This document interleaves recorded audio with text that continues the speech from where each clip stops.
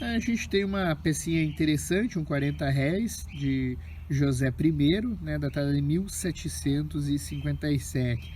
Isso que em teoria para circulação em Guiné, como a gente pode ver aqui pela indicação na legenda. Chama a atenção, ela tem dois carimbos, o de escudo, o de escudete, e também o 40 réis. Sendo uma pecinha que em teoria não deveria receber o carimbo de 40 aqui, porque já não deveria estar em circulação, mesmo que isso na prática acabasse ocorrendo. Esse 40 é bem estranho, né? Então a gente às vezes pode pensar que possa ser um carimbo falso, moderno, né? Para trazer mais valor a uma pecinha que não deveria ser carimbada e por isso tem maior valor no catálogo quando com carimbo geral. Há essa possibilidade, né? A gente nunca terá certeza, né? Se foi feito na época ou posteriormente, mas enfim, é algo que sempre tem que ser anotado no envelope. Aí nós temos um bonito 40 réis de cobre do Brasil colonial. Então a gente pode ver ao centro aí o XL, né, fazendo referência ao valor facial de 40. Sobre ele aí um carimbo de escudo ou de escudete, né, que é o escudo português. Esse aí foi mal aplicado, então não está bem formadinho, mas foi aplicado claramente. Logo abaixo a gente vê o 1786, né, então a data de cunhagem da peça. Peça grandona, né? Ela tem um marrom escuro bem bonito, né? Isso é o que se espera de uma pecinha de cobre, né? O que a gente chama de pátina, pecinha sem serrilha. Então, ela não tem aquela cor do cobre novo, né? Brilhoso, né? Meio avermelhado. Ao contrário, né? Ela foi, ao longo do tempo, né? Escurecendo, ficou com essa cor bonita, uniforme, né? Então, é isso que se identifica por pátina. Se aprecia isso, não se quer uma moeda brilhante, e sim uma com essa prova de envelhecimento. Aí nós temos uma pecinha falsa do período, um 80 réis de 1821 da Bahia. E pecinha aí recunhada, então se tratava aí de um 40 réis verdadeiro de cobre do Brasil colonial que foi recunhado aí para obter o seu valor aumentado da circulação. Então a gente consegue ver aqui parte da moeda base, aqui do outro lado também ela aparece em alguns momentos, né? Aqui o centro dá para ver certinho, esfera armilar da pecinha base.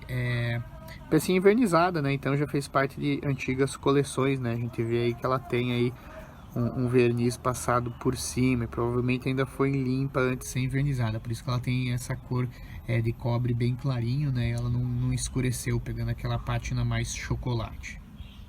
Aí nós temos uma bonita pecinha de prata do Brasil independente, datada de 1823, do Rio de Janeiro, como a gente pode ver aqui abaixo. Então aí primeiro ano que saiu essas peças de prata, o patacão, né? O 960 réis, né? Esse valor quebrado bem estranho. Pecinha recunhada sobre um 8 reais espanhol. Então, pecinhas que já circulavam aqui, os 8 reais espanhóis, eram recunhados, aí, nacionalizados, né, com um novo valor de circulação. Então é sempre interessante a gente ver assim, pequenas partes da moeda, que a gente tem um N da peça base, aqui a gente pode ver um pedaço também da legenda, aqui um pedaço até da própria coroa, que fazia parte da alegoria da moeda base, né? A gente vê aqui a pequena cruz. Então, pecinha interessante, bonita, grandona e recunhada, né? O recunho sempre traz aí surpresas interessantes na hora de fazer uma boa análise. Aí a gente tem uma interessante pecinha falsa do período. Então a gente pode ver a data aqui abaixo, 1831, letra monetária R. Mas enfim, pode ter sido cunhado em qualquer lugar, não necessariamente no Rio de Janeiro, como indica. Então 80 réis, ele tem peso menor, o disco é bem mais fino também. Aqui a gente pode ver o brasão imperial tem uma coroa bem diferente, tem uma simetria meio estranha. A gente pode ver o SI, né, a diferença ali, S e G, né, as letras bem tortas, enfim. A serrilha dela também é bem estranha. Então diversos elementos aí que nos levam a perceber se é uma pecinha falsa do período. Esse é interessante e faz parte da coleção. A falta de moedas em circulação sempre foi um problema no Brasil até o início de 1900. Então diversas moedas circulantes e de não circulação foram contramarcadas, né, por particulares, por comércios, fazendas, enfim, pessoas que tinham a necessidade de mais troco faziam alteração do valor de circulação dessas peças. para circulação interna ou transformar em fichas. Isso aqui é uma, né? Diversos textos sobre poços aí, é uma pecinha do Brasil Imperial ainda, né? Não tem origem, não sei do que se trata, enfim, é interessante, né? Parece serem antigas essas aplicações, uma vez que a pátina já é bem uniforme dentro, né, desse tema, mas enfim, sem origem definida, então é uma pecinha interessante, mas sem uma história por trás, ao menos por enquanto. Sempre importante colher todas as informações da origem da peça quando você compra carimbos particulares.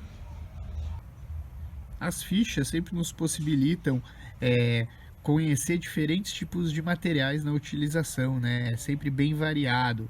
E dentre os diversos tipos de plástico utilizado, a gente também tem esses que são mais transparentes, né? Então, isso aqui é uma fichinha de transporte do Rio de Janeiro, né? Da Transporte Vila Isabel S.A., que deposite na caixa. É até ruim de ler, né? Por ela ser meio transparente, né?